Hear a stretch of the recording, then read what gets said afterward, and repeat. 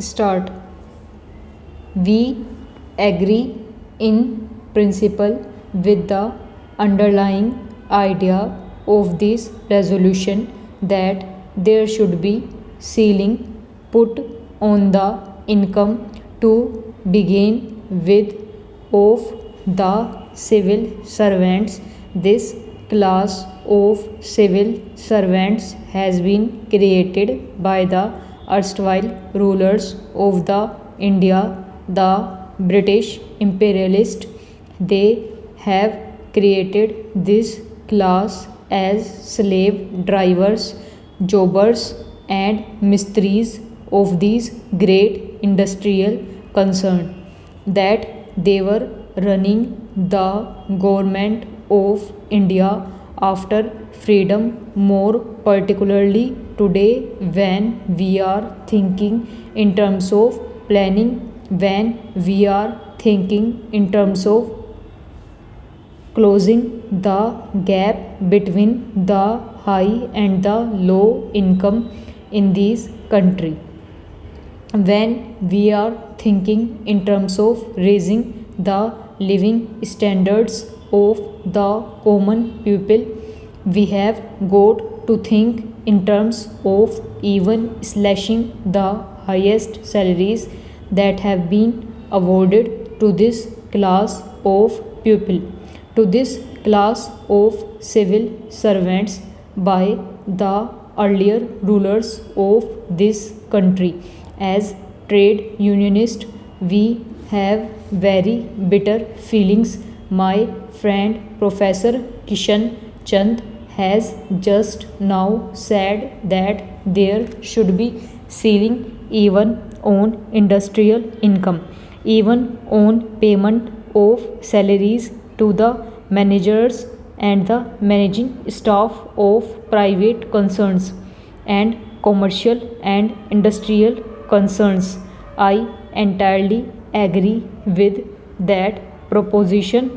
As trade unionists, when we present a case for wage increases, we have been shouting in every place, in every industry, that every concern wants to give higher salaries to the managerial staff in order that they may get the incentive to curb the workers, in order that they may work upon the workers as slave drivers, as mistries, etc.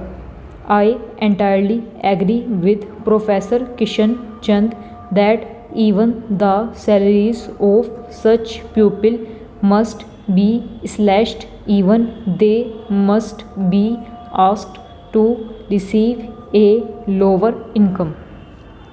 Just as a private industrialist, in the interests of the exploitation, in the interests of curbing down ordinary labor, wants to pay higher salaries to the supervisory staff, to the managerial staff.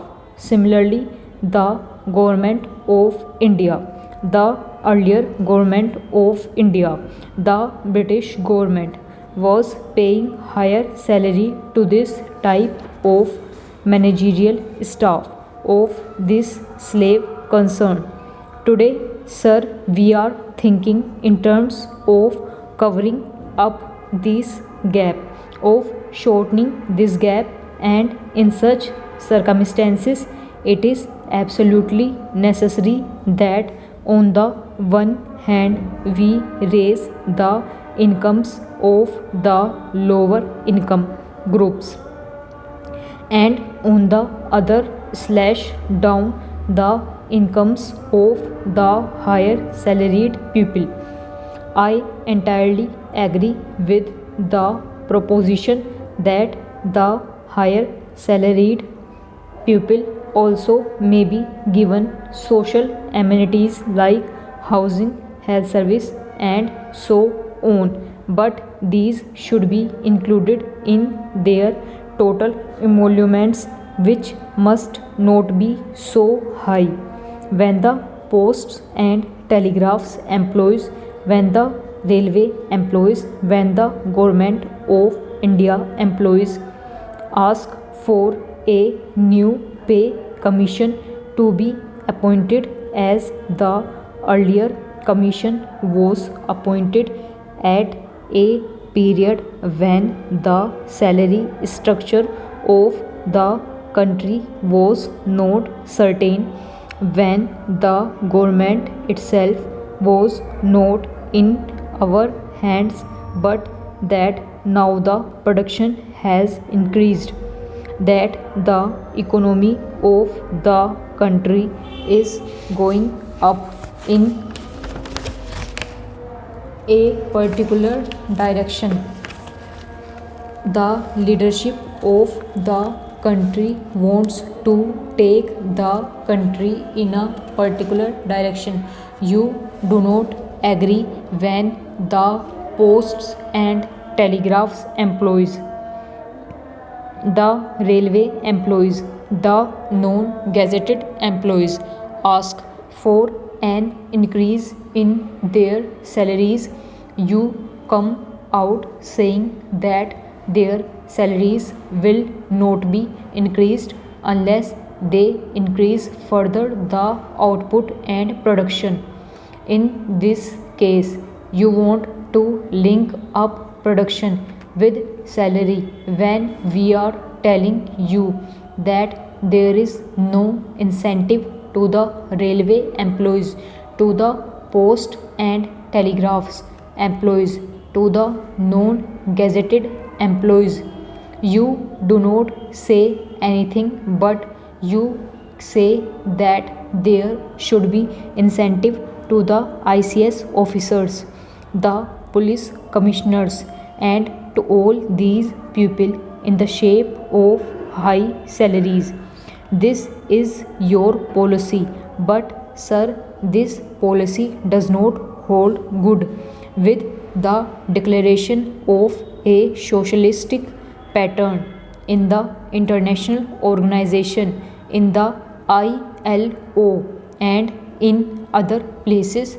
You say that there should be equal pay for equal work, but certain categories get a very high salary while certain others who may not be counted as civil servants, who may not be counted as the collectors, but who put in exactly the same amount or even more of work, are not paid the same amount. For example, the collector is paid a certain amount, but what about the civil surgeon? Is not the civil surgeon equally responsible? Is he not the district medical authority? Even then, look at the disparity between the salaries of the civil surgeon and the collector. This sort of disproportion is there even in the higher services.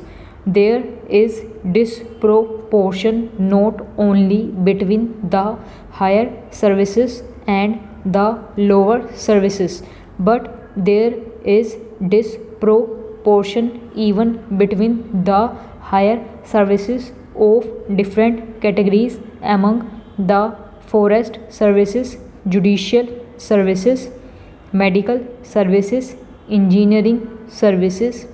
In all these cases, there is this type of disparity: the nature of work, the amount of work, the total energy expended may be the same or even more, but the salary given is less. Therefore, sir, there is absolute justification that the whole thing should be investigated, the whole thing should be gone into, and a new salary structure must come which will definitely bring down this gap. Mr. Deputy Chairman, Sir, I am really very happy that my friend Mr. Mukherjee has placed this resolution before the House. Just at present, I am not considering the feasibility of implementing it, but it gives us an opportunity to examine the approach that is adopted by the Planning Commission as well as by the government. My line of argument would be more or less similar to that of Professor Ranga. If one reads the Planning Commission's report, it makes a very disappointing reading. When coming to the income of the professional pupil as well as the commercial classes, the objective before the Planning Commission is 30 times the minimum income. Stop.